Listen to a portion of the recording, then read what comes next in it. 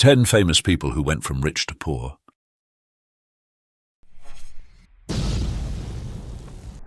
Get ready to be shocked as we unveil the astonishing journeys of 10 famous individuals who went from living a life of luxury to facing financial ruin. From soaring heights of wealth to crushing lows of poverty, these stories will leave you speechless. Join us as we delve into the dramatic transformations of these once rich celebrities. Buckle up for a rollercoaster ride through the unpredictable world of fame and fortune in 10 famous people who went from rich to poor. Stay tuned for a revealing exploration that will challenge your perceptions of success and wealth.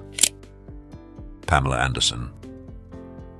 The financial journey of Pamela Anderson has been a tumultuous one, experiencing both the pinnacle of wealth and severe financial distress. Initially a global icon, her fortune was estimated at $35 million, but excessive spending and various challenges pushed her to the edge of financial ruin. During her heyday, Anderson indulged in a life of opulence, owning homes in both Canada and Malibu. Her penchant for lavish expenses on luxury travel, costly jewelry and cosmetic procedures quickly dwindled her significant resources. In 2000, she embarked on an ambitious project to remodel her Malibu residence, which unexpectedly racked up a bill of $8 million, placing further pressure on her financial stability. Her woes were compounded by tax-related issues. According to state records, she had accumulated $493,144 in unpaid personal income taxes to the state of California, on top of facing a $1.7 million lien. She was also in debt to the Canadian government, owing $31,000 in property taxes for her Ladysmith home. These financial burdens forced Anderson to a point where she and her sons, Brandon Thomas Lee and Dylan Jagger Lee, resided in a trailer park. Her ex-partner, John Peters, intervened to settle her debts, which amounted to $200,000, sharing his exasperation over the matter. In spite of these difficulties, Pamela Anderson has recently experienced a resurgence in her financial status.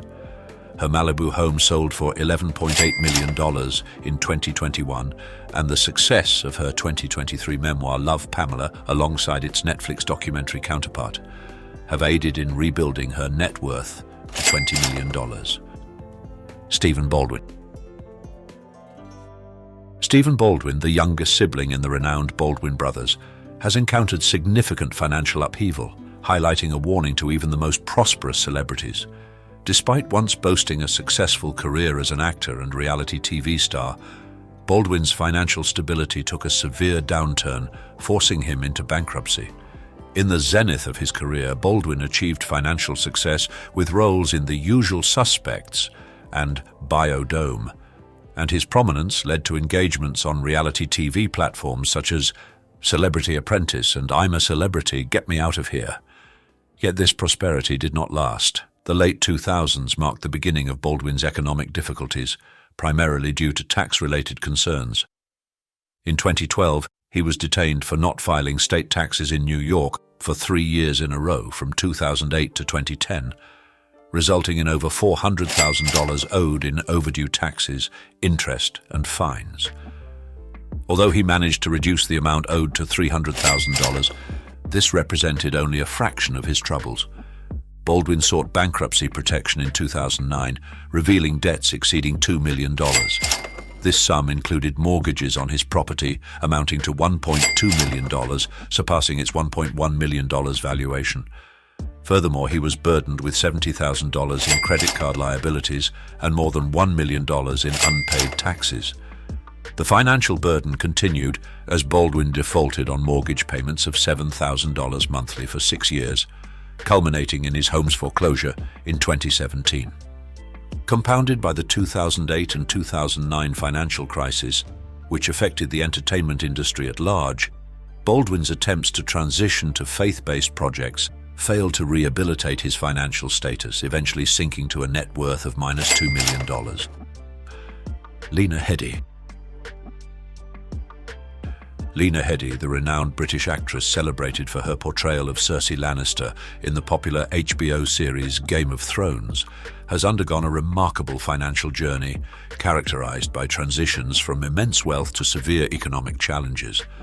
During the pinnacle of her Game of Thrones success, Headey reportedly commanded a remarkable $1.1 million per episode, establishing her as one of the most generously compensated television stars. This substantial income, combined with astute investments in real estate, propelled her net worth to an estimated $12 million by 2023. Nonetheless, Headey encountered hurdles on the path to financial security. In 2013, Headey garnered attention when she disclosed having less than $5 in her bank account, subsequent to a demanding divorce from her former spouse, musician Peter Lochran. This abrupt financial hardship starkly contrasted her prior affluence and achievements. The demands of her high-profile profession and the challenges of sustaining a lavish lifestyle further complicated her financial stability despite her considerable earnings, placing her on the precipice of bankruptcy, a plight not uncommon in the entertainment realm. Headey's financial challenges were compounded by a legal dispute with her ex-husband concerning a $46,000 tax refund from 2011. According to court records obtained by TMZ, Headey used credit to support herself and her son, Wiley Elliott. She sought $6,000 from the tax refund to cover her living costs, but her plea was rejected by the judge, leaving her in a tenuous financial predicament. Because YouTube will prioritize interactive videos, please comment OK if you find this video interesting. Thank you. Courtney Love. Courtney Love has weathered a tumultuous financial journey, oscillating between periods of prosperity and severe money troubles. As the former frontwoman of Hole and an actress, she has grappled with various financial challenges over the years, including tax issues and bankruptcy filings. At the peak of her career, Love boasted an estimated net worth of $100 million, primarily attributed to her music endeavors and acting gigs. However, her extravagant spending tendencies and legal entanglements swiftly eroded her substantial fortune. In a revealing statement in 2009, she disclosed that she had dissipated $27 million of Nirvana's funds, which she had inherited following the passing of her spouse, Kurt Cobain. Love's financial distress peaked in 2014 when she faced a substantial $319,749 tax lien from California. This incident marked the latest in a series of financial setbacks for the singer, who had previously sought bankruptcy protection in both 1992 and 1993. Despite her immense wealth, Love has openly discussed her encounters with poverty. In a 2010 interview, she recounted a time when she couldn't afford shoes and had to depend on the generosity of strangers to make ends meet. This stark contrast between her public image as an affluent rock star and the reality of her financial hardships has been a recurring motif throughout her journey. Adding to her financial woes are the legal disputes Love has navigated. In 2000, she sued her former manager, alleging financial mismanagement that left her destitute.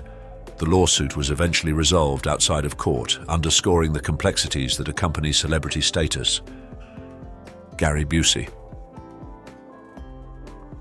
Gary Busey, the celebrated actor renowned for his performances in movies like The Buddy Holly Story and Point Break, has encountered a turbulent financial journey over the course of his career. While once a prosperous and affluent Hollywood figure, Busey's financial challenges have been extensively chronicled, offering a cautionary narrative on the precariousness of fame and wealth.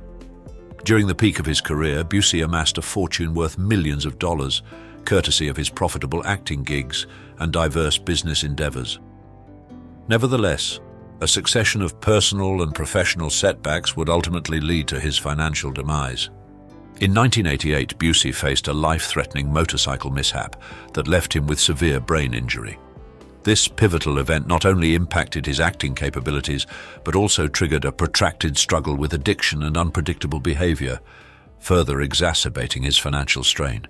Busey's financial woes culminated in 2012 when he initiated Chapter 7 bankruptcy proceedings, acknowledging debts exceeding $500,000. The bankruptcy declaration disclosed that Busey possessed fewer than $50,000 in tangible assets and was indebted to various creditors, including the IRS, Wells Fargo, and UCLA Medical Center. The actor's monetary challenges were magnified by unsuccessful business endeavors, legal altercations, and escalating medical expenses. Additionally, in 2010, Busey received a cancer diagnosis, compounding the financial pressures he was already contending with. Gary Coleman. Gary Coleman, renowned for his portrayal of Arnold Jackson on the popular sitcom Different Strokes, underwent a tumultuous financial journey mirroring his personal challenges. Despite amassing millions as a young actor, Coleman eventually declared bankruptcy due to a blend of inadequate financial oversight, legal disputes, and health struggles. During his prime in the late 1970s and early 1980s, Coleman reportedly earned $100,000 per episode of Different Strokes. Regrettably, faulty financial planning and administration by his parents and advisors resulted in a significant portion of his earnings being mismanaged or wasted. Upon reaching adulthood, Coleman retained only a fraction of his childhood fortune. Alongside his financial predicaments, Coleman grappled with a string of legal disputes and health concerns that further strained his financial stability. He filed for bankruptcy in 1999, citing debts exceeding $1 million. The bankruptcy documentation disclosed that Coleman possessed under $1,000 in assets and owed sums to multiple parties, including the IRS and his previous business manager. Coleman's financial burdens were compounded by persistent health issues, notably a congenital kidney ailment necessitating numerous surgeries and hospital stays. Coupled with his dwindling acting prospects hindering steady employment, the mounting medical expenses made meeting financial obligations increasingly challenging. Despite endeavors to revive his career, Coleman never fully rebounded financially. He intermittently worked in low-budget films and reality television shows, but failed to reclaim the pinnacle of success he enjoyed as a youthful star. Because YouTube will prioritize interactive videos. Please comment "OK" if you find this video interesting. Thank you. MC Hammer. MC Hammer, whose real name is Stanley Kirk Burrell, serves as a poignant illustration of the vulnerability of fame and wealth in the entertainment sector. The rapper, notable for hits like "You Can't Touch This" and "Too Legit to Quit," skyrocketed to notoriety in the early 1990s, accumulating a substantial net worth exceeding $30 million. Nevertheless, his extravagant spending tendencies and inadequate financial stewardship ultimately culminated in his downfall, offering a cautionary narrative for budding artists and performers. During the pinnacle of his career, Hammer amassed an approximate $33 million in earnings solely in 1991, equivalent to roughly $50 million in today's currency. Rather than prudently investing his riches, he embraced a lifestyle of opulence, splurging on luxury vehicles, a private jet, and an astonishing 21 racehorses, some priced at a remarkable $1 million each. Among Hammer's most extravagant acquisitions was his expansive 200-room estate, for which he dedicated $30 million to renovations. Additionally, he maintained a substantial entourage of 200 individuals, incurring costs of a staggering $500,000 monthly. These extravagant outlays, coupled with diminishing album sales in subsequent years, ultimately precipitated Hammer's financial decline. In 1996, a mere half-decade following his apex, Hammer initiated bankruptcy proceedings, revealing debts surpassing $13 million. In a bid to settle his creditors, he was compelled to liquidate his possessions, including his mansion and luxury automobiles. The once prosperous rapper found himself bereft of financial stability, grappling to resurge in the entertainment industry. Brendan Fraser. Brendan Fraser, the adored actor acclaimed for his roles in movies like The Mummy and George of the Jungle, has navigated a significant financial journey throughout his career. Once a prominent figure drawing audiences to theaters, Fraser possessed an estimated net worth of $45 million. However, his financial challenges have been extensively chronicled, imparting a lesson on the delicate nature of fame and affluence in Hollywood. During the peak of his career in the late 1990s and early 2000s, Fraser stood as one of the highest-earning actors, securing multi-million-dollar paychecks for his blockbuster performances. Yet a sequence of personal and professional setbacks would pave the way for his financial downturn. Fraser's fiscal woes commenced in the mid-2000s as his acting opportunities dwindled, coupled with a costly settlement following his divorce from Afton Smith, his spouse of 9 years. The actor was said to be obligated to pay $900,000 annually in alimony and child support. a financial load that strained his resources. Adding to his challenges, Fraser encountered health struggles, inclusive of a severe back injury necessitating several surgeries. The ensuing medical expenses and work hiatus further burdened his finances, prompting him to reduce his involvement in acting projects. By the latter part of the 2000s, Fraser's net worth had dwindled, positioning him in a precarious financial state. In 2013, he disclosed being blacklisted from Hollywood for refusing to partake in concealing a sexual assault, compounding his monetary dilemmas. Mike Tyson, the renowned boxer nicknamed Iron Mike, experienced the highs and lows of fame and fortune. During his peak, Tyson's net worth soared to an impressive $400 million, fueled by his unparalleled success in the boxing ring and lucrative endorsement deals. However, his extravagant lifestyle and poor financial management eventually led to his downfall, a cautionary tale for athletes and celebrities. In 2003, at the age of 37, Tyson filed for bankruptcy, revealing debts exceeding $23 million. His excessive spending, which included maintaining opulent homes, exotic pets, and a large entourage, rapidly depleted his vast fortune. Legal fees, child support payments, and outstanding taxes further compounded his financial woes. Despite these challenges, Tyson displayed resilience and determination. He diversified his investments, venturing into business endeavors such as Tyson 2.0, a successful cannabis company, and hosting the popular podcast Hot Boxing with Mike Tyson. His ability to learn from past mistakes and adapt to changing circumstances played a pivotal role in his financial recovery. Toni Braxton. Toni Braxton, the renowned Grammy-winning R&B artist famous for songs like Unbreak My Heart and Breathe Again, has had a tumultuous financial journey over the course of her career. Despite achieving great success and wealth, Braxton has encountered various bankruptcies and financial challenges, serving as a warning about the precarious nature of fame and fortune in the entertainment industry. During the peak of her career in the 1990s, Braxton was among the highest-earning R&B performers, raking in millions from record sales, tours, and endorsements. However, her financial woes began to emerge in the early 2000s due to health problems and legal disputes that posed a threat to her professional life. In 1998, Braxton filed for bankruptcy for the first time, revealing debts exceeding $1 million. This was followed by a second bankruptcy petition in 2010, where she disclosed assets of under $50,000 and liabilities surpassing $10 million. Braxton's financial challenges were compounded by her extravagant spending habits, which involved luxurious properties, vehicles, and high-end fashion. Despite facing financial hurdles, Braxton displayed resilience and a commitment to stage a comeback. She persisted in touring and creating music, and in 2014, she appeared in a reality TV show titled Braxton Family Values, which played a crucial role in revitalizing both her career and financial standing. Currently, Toni Braxton's net worth is approximated to be around $10 million, underscoring her capacity to rebound from adversity.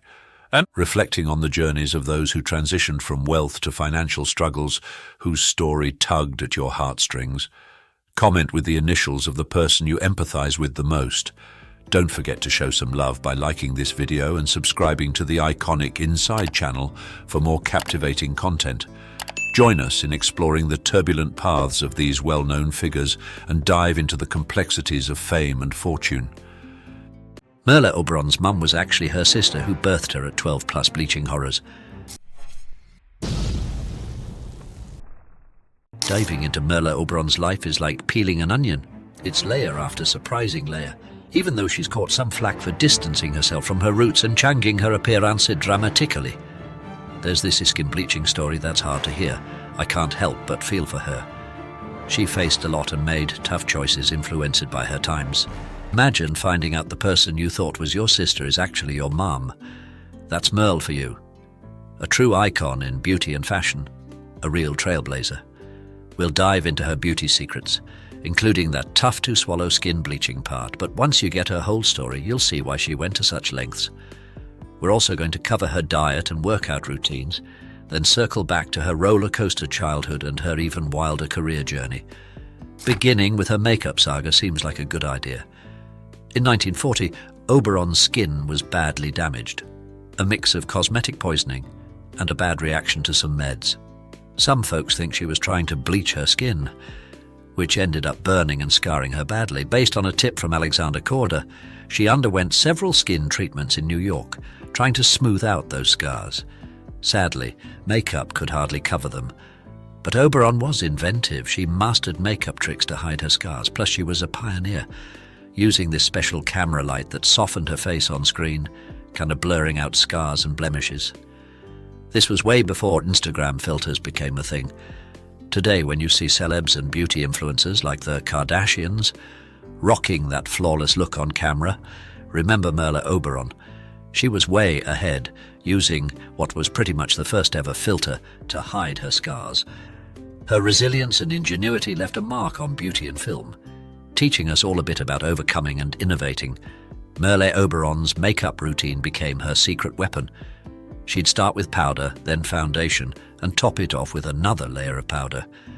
This wasn't just any makeup technique, it was a clever trick to smooth out her skin's texture and hide any discoloration from her attempts at skin bleaching.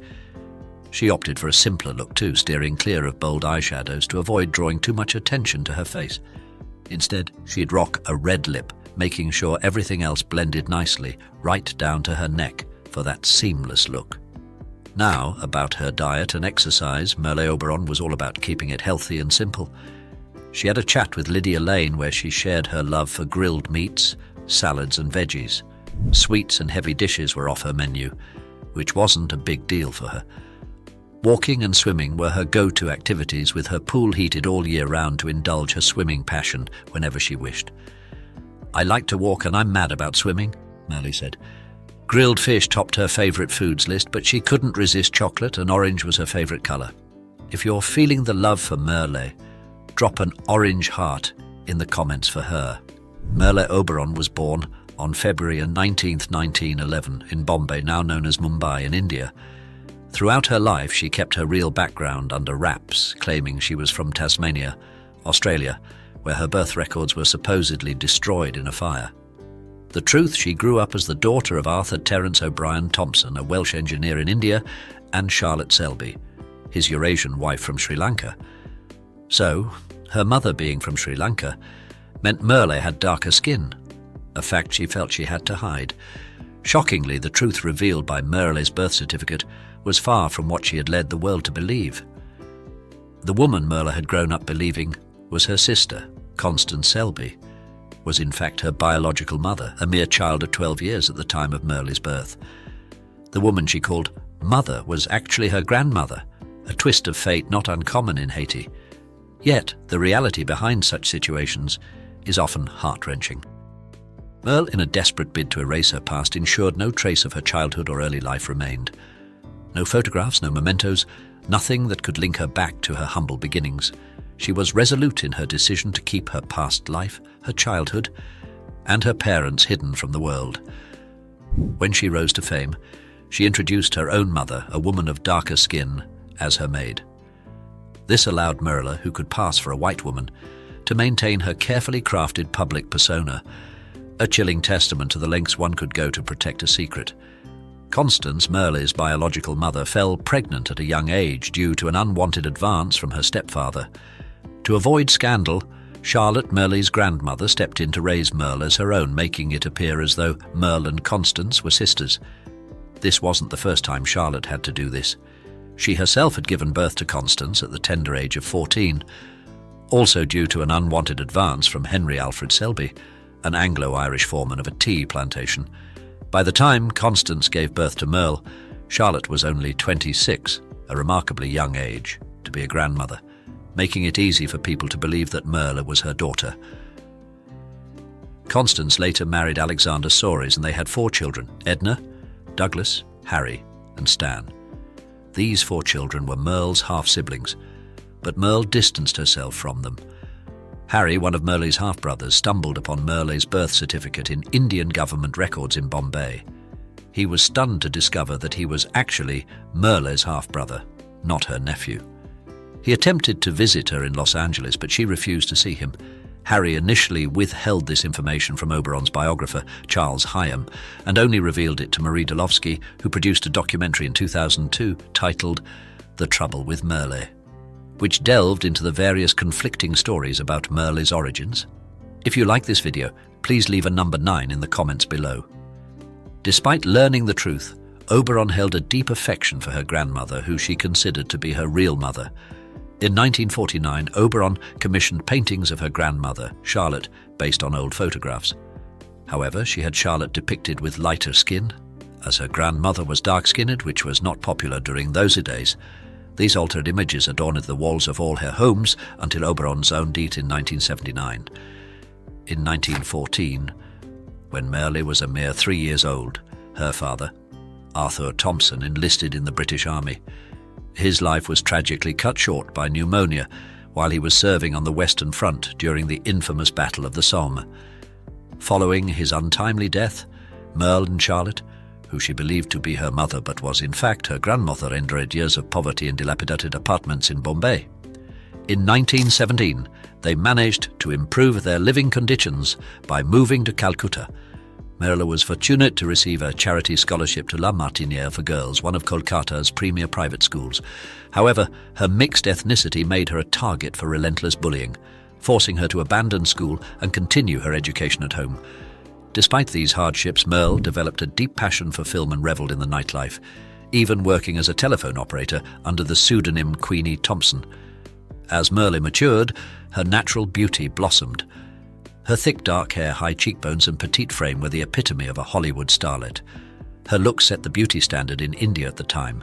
Unlike many other Anglo-Indians, her skin was noticeably lighter, a trait highly favoured in India. Merle's nightlife escapades often involved her adopting a faux British accent. It was during this period that she started using skin bleaching treatments to further lighten her skin. This led many to believe that her later claims of a car accident causing her skin damage were fabricated. The real culprit was the skin bleaching, not a car accident. Her skin condition deteriorated so severely that she felt compelled to concoct the car accident story. The skin bleaching products she used were marketed by British companies and were readily available in India. These products promoted the notion that lighter skin equated to greater beauty. Merle, in particular, was quick to adopt this belief, associating dark skin with a life of poverty. The effectiveness of these products, which are still widely used today, depends on the body's melanin production. They contain ammoniated mercury as the active ingredient, which can lead to mercury poisoning. Symptoms can range from skin rashes to cognitive impairments. In 1929, while at Verkels, Merle crossed paths with Ben Finney, a former actor. They started dating, but their relationship took a shocking turn when Finney discovered Merle's mixed heritage after meeting her darker-skinned mother, who was actually her grandmother from Sri Lanka. Unwilling to be associated with a dark-skinned woman, Finney ended their relationship. However, he offered to introduce Merle to Rex Ingram, a film director at Victorian Studios in France, if she was willing to travel there. Merle and her mother packed up and moved to France, only to find Finney avoiding them upon arrival. Despite this, Finney had spoken highly of Merle to Ingram at the studio in Nice. Intrigued by Merle's unique look, Ingram quickly hired her for a small role as an extra in a film called The Three Passions, marking the beginning of her Hollywood journey. Before her big break, Merle did what was necessary to survive. In 1929, she and her grandmother left India and travelled to the UK via France. Merle became a nightclub hostess in London, where rumours circulated that she charged a few $100s, equivalent to around $3,000 today, for her company each night. While working in films behind the scenes, she also led a life as a high-end call girl. In a 1939 Film Weekly interview, Merle confessed that she lacked skills in dancing, writing, or painting. However, she believed that her face, while not extraordinary, had a photogenic quality that could be her gateway to success. Her life took a dramatic turn when film director Alexander Korda spotted her potential and cast her in a small but impactful role as Anne Boleyn in 1933. At that time, Merle was still using her birth name, Estelle. Alexander persuaded her to change her name to Merle Oberon, a name he thought would erase any hints of her origins and present her with a new, distinguished image.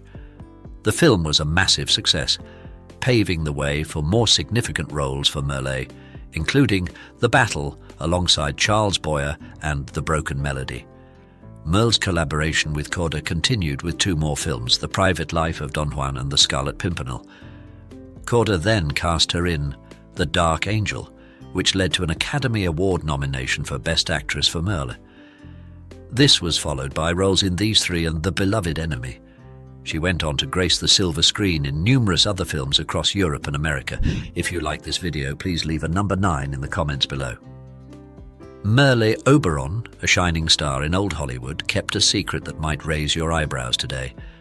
She was born in India, but back in those days, Hollywood wasn't so open-minded, so she kept it under wraps. But here's the kicker. Her unique background actually put her in the spotlight, making her the first actress of Asian descent to catch the eye of the Academy Awards. Imagine that. But even when the news broke out in 1935, suggesting she was Eurasian, Merle didn't blink. She shrugged it off, saying her looks and her time in India were just a bunch of coincidences. She was determined to keep her past just that. Past. Now, it's time to discuss her love life, which was as colourful as her career. In 1939, she tied the knot with Alexander Corder, a big name in the director's chair, but that love story ended in 1945. Not skipping a beat, she then married Lucien Ballard, the genius who invented a special light to make her look flawless on screen. But guess what? That chapter closed in 1949. Merle wasn't done yet. She moved on to Bruno Pagliai, an Italian big shot, and together they adopted 2 kids and set up home in Mexico. But the plot thickens. She met Robert Wolders, a Dutch actor 25 years her junior, and it was wedding bells again in 1975, until she passed away in 1979. We can explore the whirlwind life of Merle Oberon and the lengths she went to deny her roots. Imagine living in a time when hiding who you truly are was the norm, especially in the spotlight.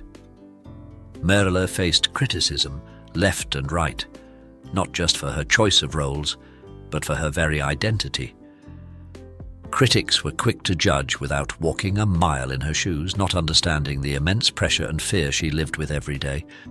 Merle was under such stress about her background that she often experienced severe anxiety, manifesting as heart palpitations and flutters. Sadly, this constant state of tension likely contributed to her untimely death from a stroke. She had everyone believing she was born in Tasmania, Australia, so much so that she was nearly celebrated there, until the truth surfaced. Facing the music, she had to admit her tales of Australian origins were fabrications, a confession that only made her situation more dire. The scrutiny didn't stop there. People speculated about her Asian appearance and occasionally detected an accent they couldn't place, sparking more rumors and invasive questioning. The constant evasion and lies about her birth certificate being lost took a toll on her well-being. However, we shouldn't overlook the sacrifices made for her career. Her grandmother, the unsung hero behind her success, had to pretend to be her maid. The lengths Merle went to maintain her Hollywood image were extreme, from skin bleaching to cosmetic surgeries intended to correct her features, and even taking sulfur capsules in an attempt to lighten her skin, a practice that did more harm than good. This saga of Merle Oberon isn't just a tale of vintage Hollywood glamour, but a poignant reminder of the painful lengths some went to fit into a mold that was never meant for them. It's a stark example of how societal pressures and expectations can shape and sometimes shatter lives. We need to confront the truth about the extreme measures some of the most prominent figures in showbiz took, all in an effort to conform to a specific standard. Take Rita Hayworth or even Marilyn Monroe, who, despite being white, went to extremes with skin bleaching. And get this, whispers went around that Marilyn might have had Mexican roots, all because of rumors her mom was born in Mexico. Marilyn transformed so much, even sporting a white fuzz on her face and arms from all the bleaching. Imagine the icon Marilyn Monroe, tangled in tales of hiding her true heritage under layers of bleach and hair dye.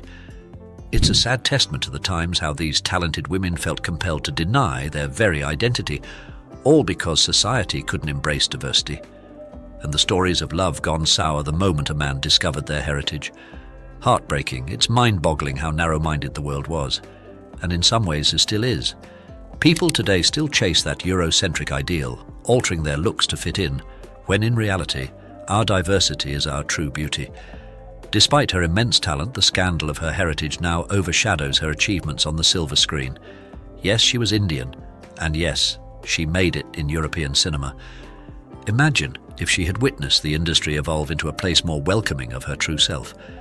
Nowadays, the unique, the mixed, the diverse, that's what catches the eye. She would have been celebrated, not just accepted for who she was. Reflecting on Merle Oberon's story and the trials of others in her era, we're reminded of the courage it took to face an industry that often demanded they hide their true identities. Their stories aren't just history.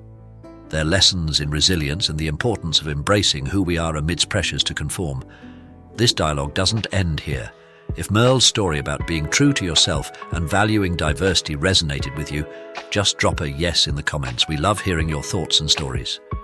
For more deep dives into the lives of iconic figures and the lessons they offer, remember to like and subscribe to Iconic Inside. Your support fuels our exploration into these important stories, helping us all learn from the past as we aim for a more inclusive future. Thanks for being part of this important discussion. Stay tuned for more insights and stories that celebrate the strength in our diversity.